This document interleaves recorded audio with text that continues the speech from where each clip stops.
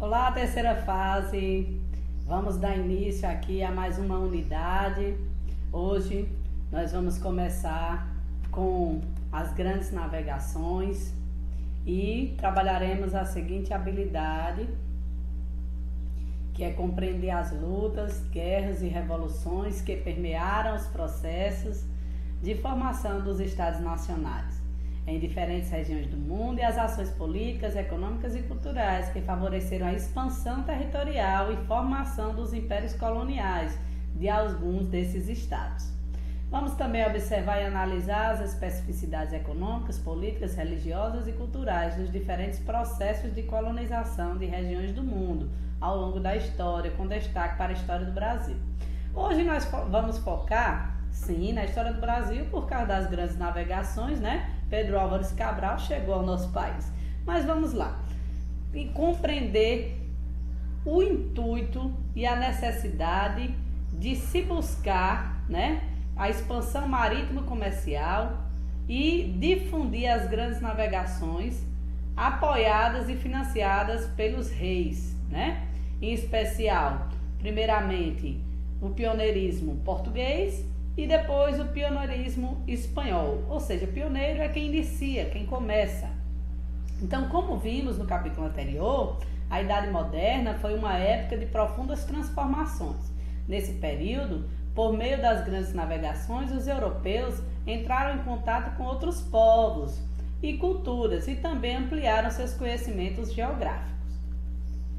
Na época das grandes navegações, a conquista e a dominação dos povos nativos, quem são os nativos? Os indígenas de outros continentes pelos europeus, tinham respaldo dessas recepção de modernidade do século XVI, que colocava a Europa como modelo de civilização a ser seguido. Vem aqui, ó, presta atenção em mim. Os europeus, os portugueses, os espanhóis, os holandeses dos Países Baixos, os ingleses, os franceses, todas as nações europeias, elas se achavam, se julgavam superior. Eles se julgavam os povos ditos civilizados, os povos ocidentais. Imagine, eles chegaram aqui, tiveram contato com culturas nativas, indígenas, que eles buscavam metais preciosos, buscavam novas especiarias, novas rotas comerciais, mas que todas essas grandes navegações, no início, não era encontrar um novo mundo como foi encontrado o continente americano. Era contornar a África e chegar, procurar novas rotas para chegar nas Índias, para chegar no Oriente Próximo, que eles já comercializavam. E é errando o caminho que eles chegam ao Novo Mundo, à América. Então, ao ter contato com os nativos, com os indígenas, eles se julgaram superiores e que iriam levar a civilização a esses povos e levar até a religião. Então, vamos imaginar, não se sabia, não se tinha certeza que a Terra era redonda, não se sabia o que tinha além do Oceano Atlântico. Eles achavam que aquele mar, ele poderia ser finito, ou seja, né?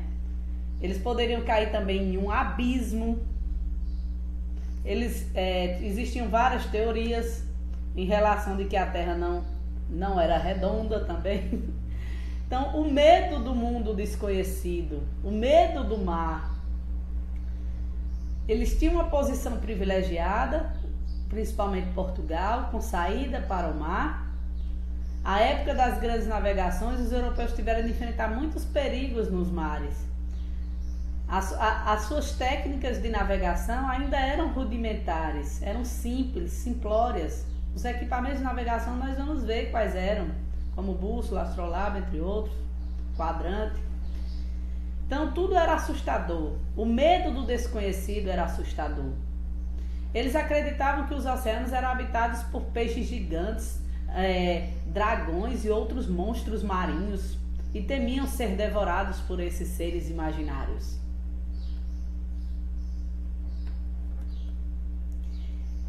A busca era por especiarias, a busca era por novos produtos, como já era comercializado, e essas novas rotas levar até essas especiarias. A busca por canela, pimenta, cravo, cânfora, noz moscada, gengibre, que já era comum no comércio com o Oriente.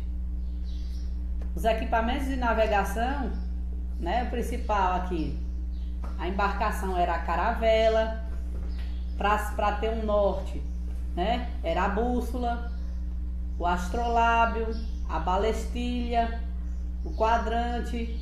Já tinham estudos náuticos na escola de Sagres, né? Os portugueses. A época das grandes navegações, a tripulação de uma embarcação vivia um cotidiano difícil e perigoso, com viagens longas e desconfortáveis. Os viajantes eram sujeitos a vários riscos. Eles poderiam se tornar um náufrago, né? O navio naufragar, poderia ter ataques de outros navios piratas. O dia a dia das embarcações era marcado por desconforto, pela fome, até encontrar mantimentos em outro local, pela falta de higiene. As precárias condições de vida facilitavam a disseminação de doenças. Uma das doenças mais comuns era o escorbuto. Vamos ver aqui o que fala sobre o escorbuto. Uma das doenças mais comuns entre os tripulantes das embarcações era o escorbuto, que era causada pela falta da vitamina C e causava hemorragias, a boca ficava bem assim, grande, né? Ferida. Como não tinha acesso a frutas e a legumes frescos durante as viagens e pouca água, né? Tinha que economizar, pouca água doce, potável, limpa. Então causava o escorbuto. Crianças e adolescentes entre 9 e 16 anos já eram alistados para ir se tornar um marinheiro, né? E se tornar um navegante. Os grumetes faziam o mesmo trabalho pesado que os marinheiros e frequentemente sofriam maus tratos. Ou seja, ainda existia o trabalho infantil. A alimentação nas embarcações geralmente era o quê? Carne seca, peixe seco, queijo, cebolas, grãos e biscoito. Alimentos pouco saudáveis. Nos momentos de folga, os marujos divertiam-se, por exemplo, pescando, jogando cartas e cantando. Outro passatempo comum entre eles era contar e ouvir histórias, né? De aventuras de outros viajantes. Aqui nós temos um mapa das grandes navegações, das principais conquistas, sempre saindo, vou marcar aqui para vocês.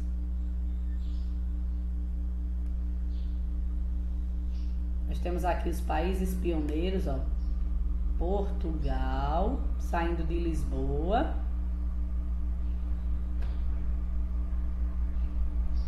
E Espanha,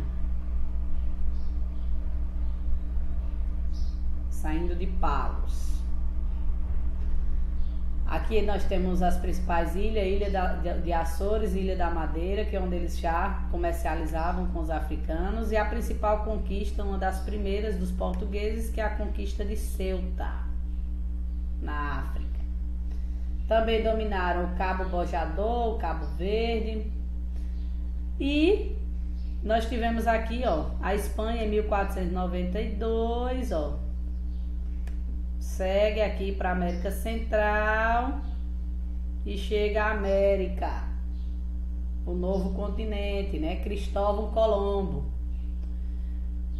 Nós tivemos a viagem de Vasco da Gama, em nome de Portugal, contornando a África e chegando a Calicut, na Ásia, nas Índias. E voltou com os navios cheios de especiarias, o que fez Portugal investir mais ainda. Tentando fazer uma rota semelhante, em 1500, Pedro Álvares Cabral erra o caminho e chega em Porto Seguro, na Bahia, no nosso Brasil. Tivemos outras viagens importantes que eu irei citar ali mais à frente. O pioneirismo português. Eu citei aqui alguns fatos para vocês, né? Nós tivemos aqui, Portugal já tinha uma escola de navegação, que era a Escola de Sagres, já tinha desenvolvido a cartografia, que é a arte de fazer mapas, e alguns equipamentos náuticos que eles herdaram, né? E já conheciam por meio, inclusive, dos asiáticos. Tinham interesse de expandir a fé cristã, a busca pelo metalismo e especiarias, busca por metais preciosos, principalmente ouro. Tinha uma favorável posição geográfica e a busca de novas rotas para o Oriente. A navegação portuguesa.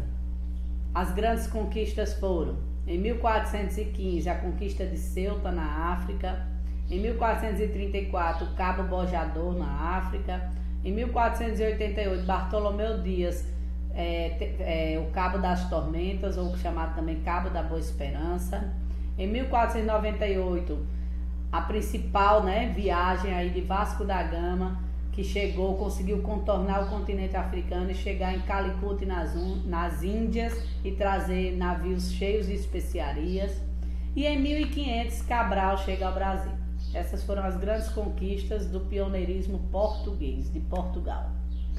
Já a Espanha, ela deu um salto quando chegou, né, com Cristóvão Colombo, em 1492, na América, mesmo sem saber que estava chegando e encontrando um novo continente. Em 1500, Vicente Pinzón, né, chega ao Rio Amazonas. Em 1513, Vasco Nunes Balboa navega o Oceano Pacífico. Em 1519 a 1522, Fernão de Magalhães faz uma circunnavegação da Terra. E citei também aqui a origem, né, do nome América, é uma homenagem a Américo Vespúcio. Já com as conquistas das grandes navegações e a expansão marítimo-comercial, iniciada por Portugal e Espanha, eles vão traçar uma linha imaginária chamada Tratado de Tordesilhas, no qual separava as novas terras aqui, né, ó, entre apenas as duas nações, Portugal e Espanha, né? Então, as terras ao leste para Portugal, as terras a oeste para a Espanha. Então, isso foi firmado em um documento chamado Bula Intercoetera. Ixi Maria, vai canetinha, a canetinha nervosa. Então, em comum acordo, os reis, né, espanhóis e o rei de Portugal assinaram, né, com aí o apoio da igreja também, né, a Bula Intercoetera em 1493. Essa bula estabelecia uma linha imaginária localizada 100 léguas a oeste das ilhas de Cabo Verde. As terras encontradas a leste dessa linha seriam de Portugal e a oeste da Espanha, como eu já expliquei. Bons estudos e até a próxima.